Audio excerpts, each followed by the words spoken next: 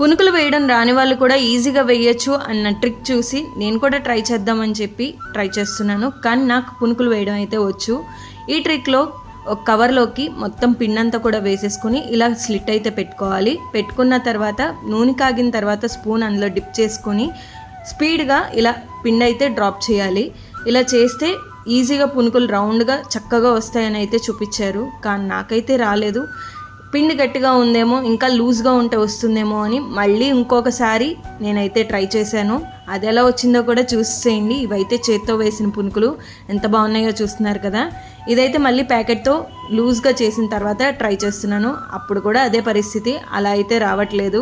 మీరు ఇలాంటి tips and tricks చూసి ఫాలో అవ్వకండి. నాకైతే వర్కౌట్ అవ్వలేదు. నేను చేత్తో వేసినవే చాలా బాగా వచ్చినాయి. చూస్తున్నారు కదా, ఎమ్మీ టేస్టీ పునుగులు అయితే రెడీ అయిపోయినాయి. మరి మీలో ఎంతమందికి పునుగులు అంటే ఇష్టమో కామెంట్ చేసేయండి. ఈ వీడియో నచ్చితే లైక్ చేయండి, షేర్ చేయండి, కామెంట్ చేయండి, సబ్స్క్రైబ్ చేసుకోండి నా ఛానల్ని.